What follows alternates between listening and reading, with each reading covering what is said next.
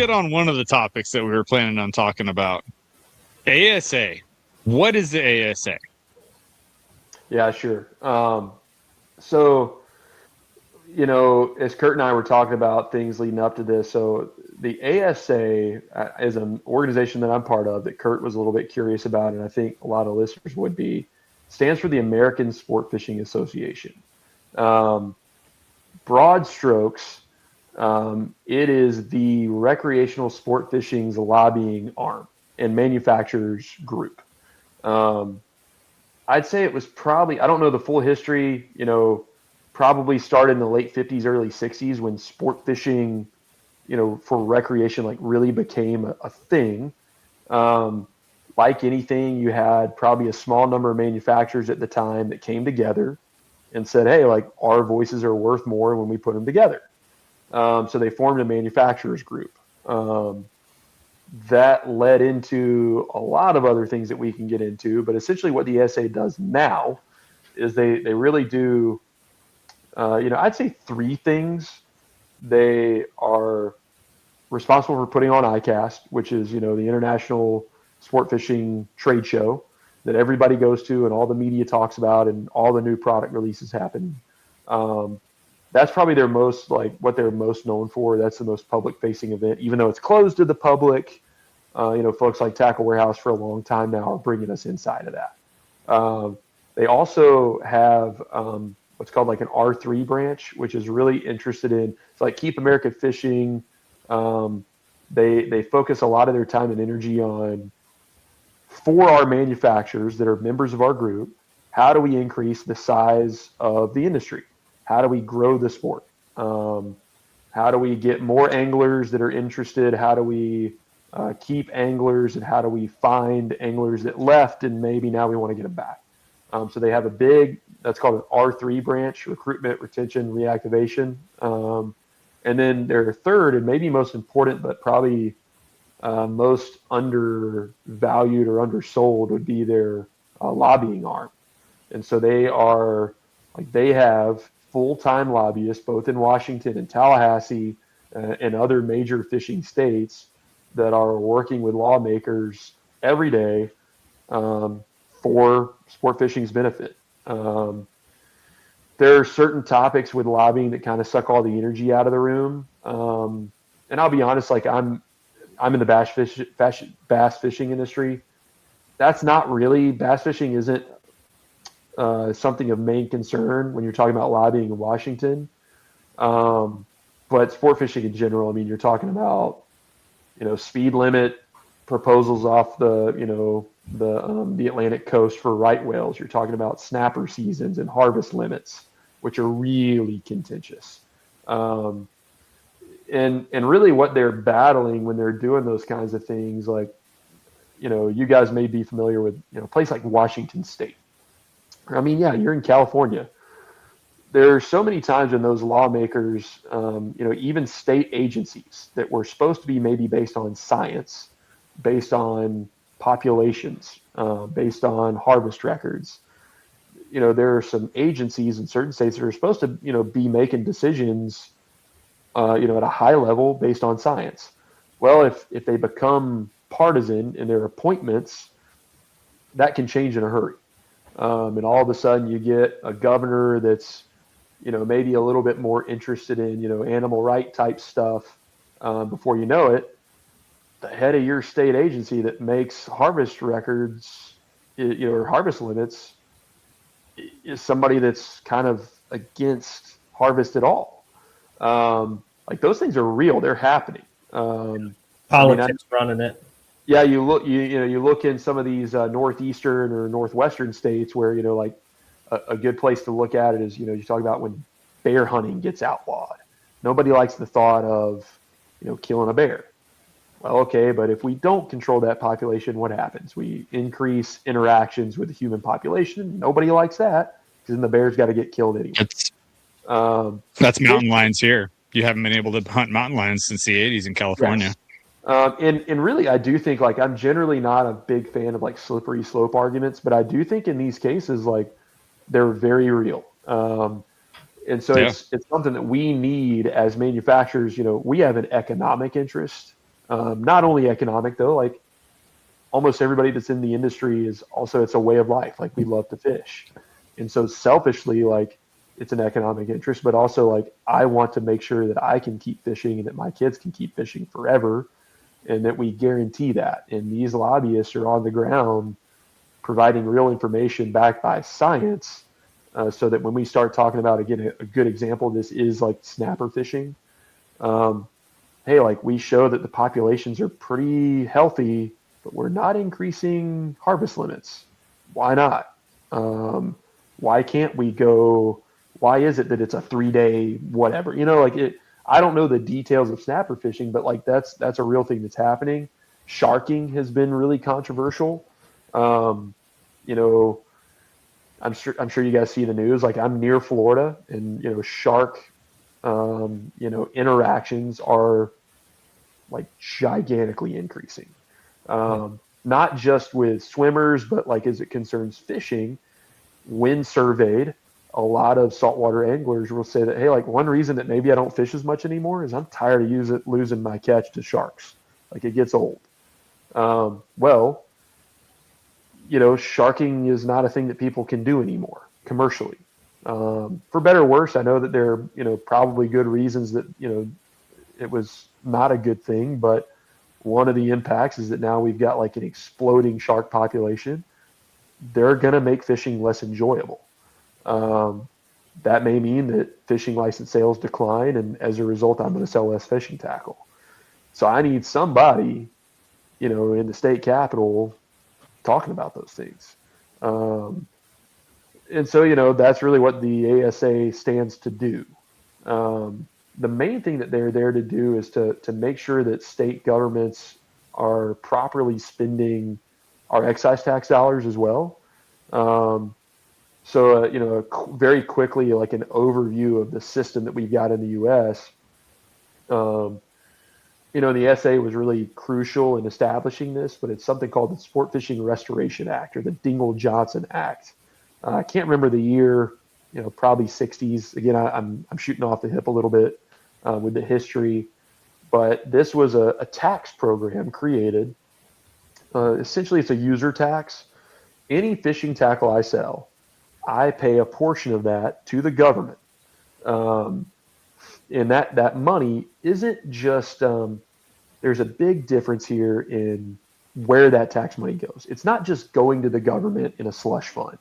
And hopefully they budget it properly so that we see, results from it in fishing.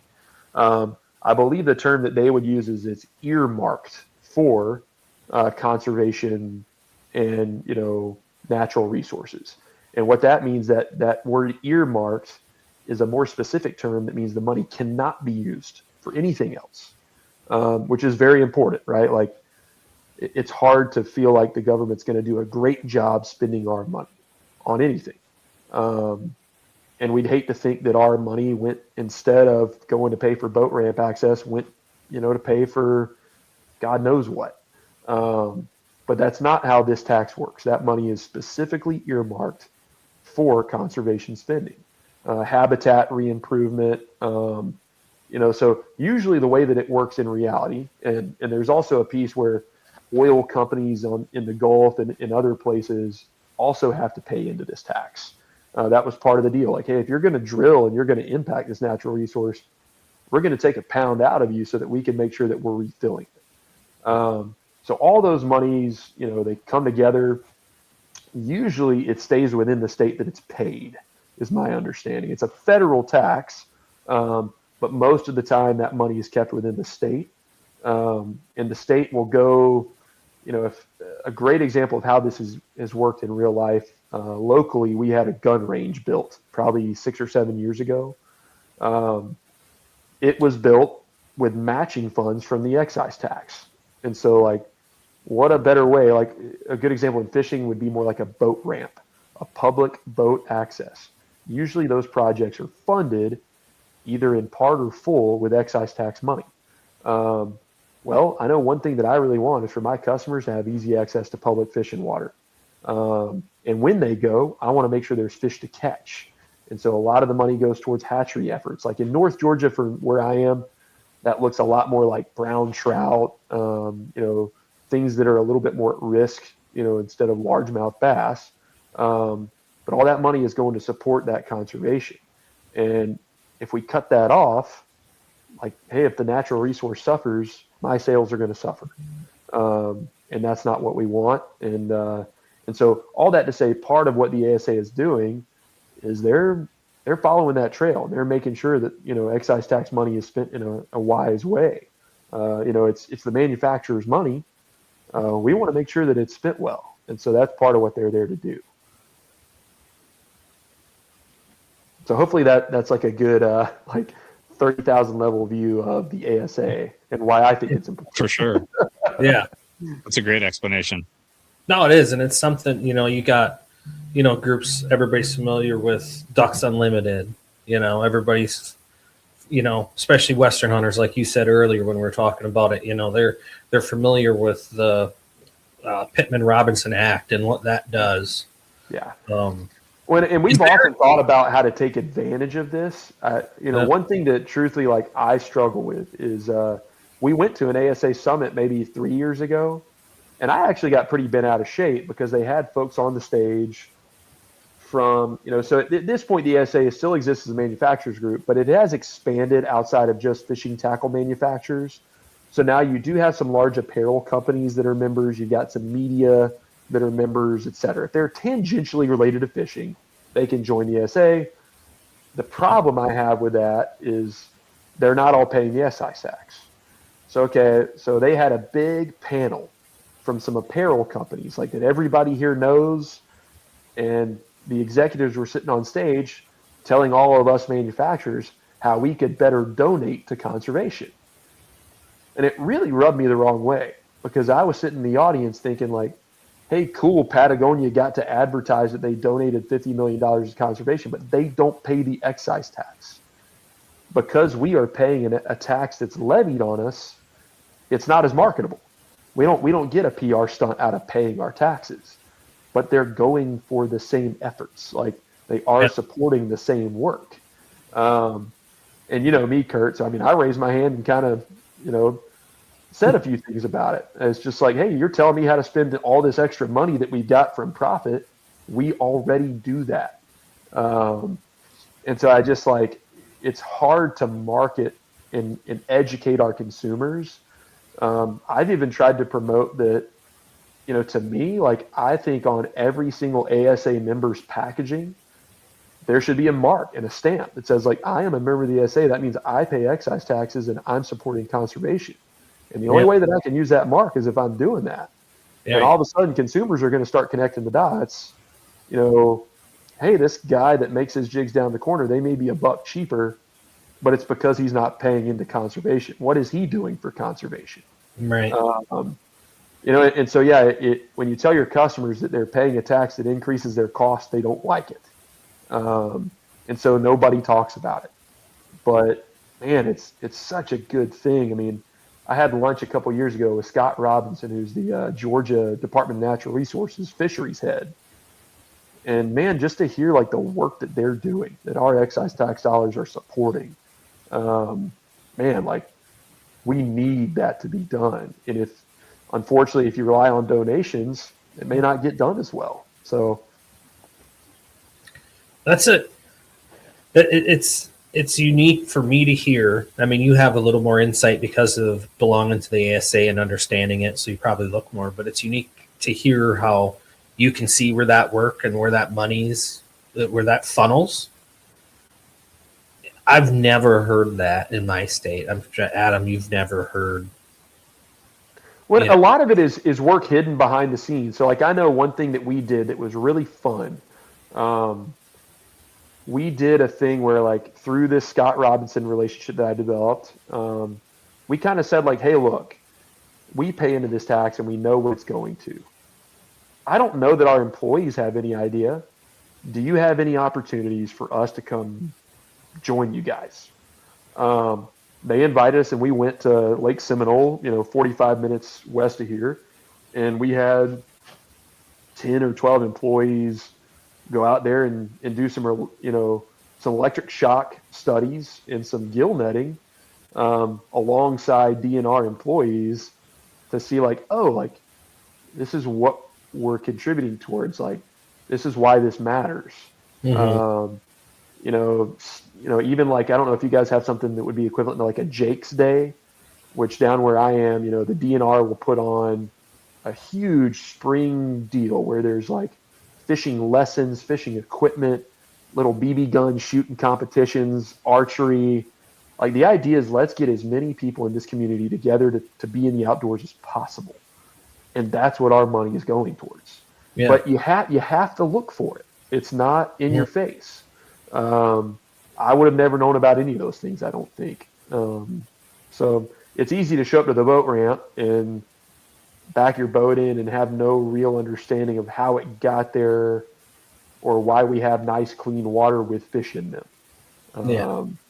But, it's all orchestrated on purpose, and they're not making any more of it, and we've got to be really careful with it.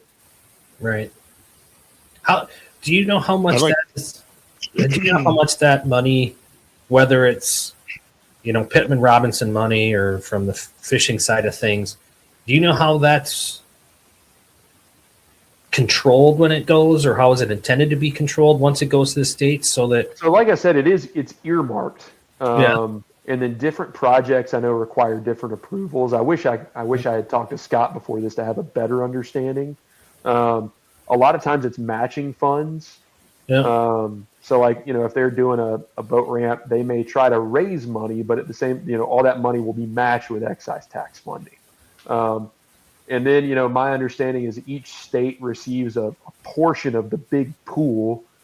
I can't remember what the criteria is. It's probably some combination of fishing license sales, population as a whole, and money, brought in from manufacturers in that state. Yeah. But it's a federal tax, and then it's divvied up between all the states. Yeah. And the administration cost, from what I can tell, is very low.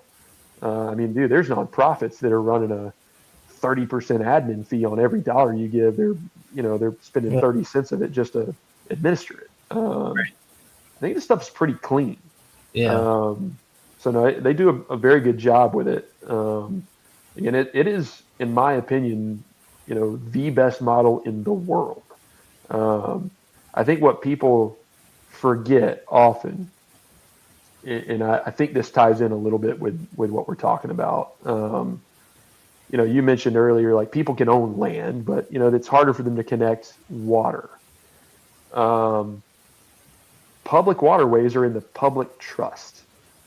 Yeah. What that means is you're an owner, I'm an owner, you're an owner. By whatever of our population is, like I am that percentage of an owner in every piece of public waterways. The same thing is true about the populations of species in those waters. The reason that we have like a limit is because those fish, even if they're on your private property, aren't your fish. I own a part of that fish. You own a part of that fish. You own a part of that fish. Like all this stuff is held in the public trust. Like we are owners of these things. That's as part of being citizens of the U.S. And we've got to be good stewards of it. But it takes a lot of money and a lot of work.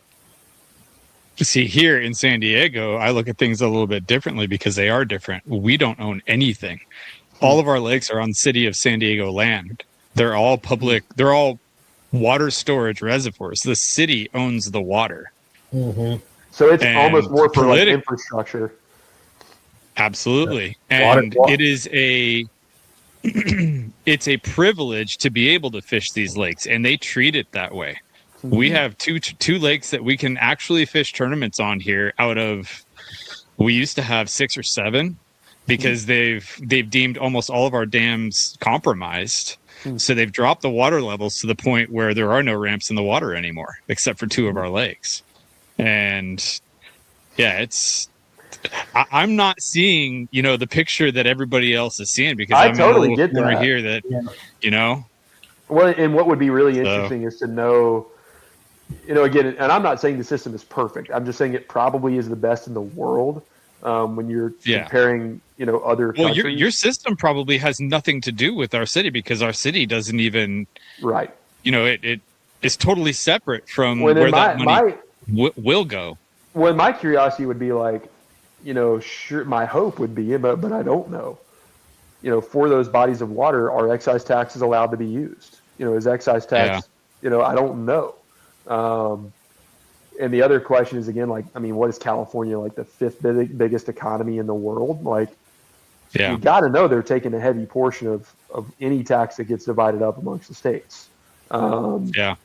But it is a state that I would consider probably at risk for responsible, use of the money. I think that's probably fair to say. I don't have any relationships there, and I may be speaking out of turn. Well, But I mean, if it's going to anywhere legitimate, it's probably going up into the eastern Sierras with all the trout and national forests and stuff like that. So right. Or But again, state it is forests. good news. Like, I still think the good news is that it is earmarked money. The government doesn't just get to get this money and shuffle it all around, and then before you know it, that's paying for one missile that gets sent overseas, right? Like, it's not like that. It is very specific money set aside for these purposes.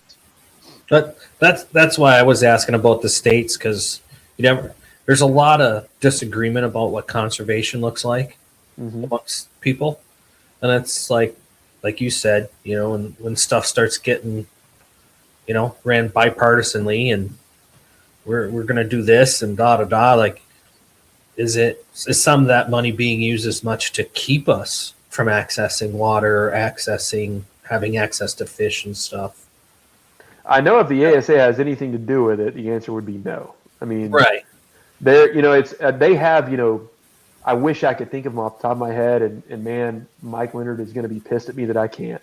But they have some pillars of, like, here's what we stand for. And it's essentially like, we stand for having, clean water, access to that clean water, and fish swimming in that clean water. Like, there are some really clear pillars that, like, if the ASA is involved, like, that's what we're after.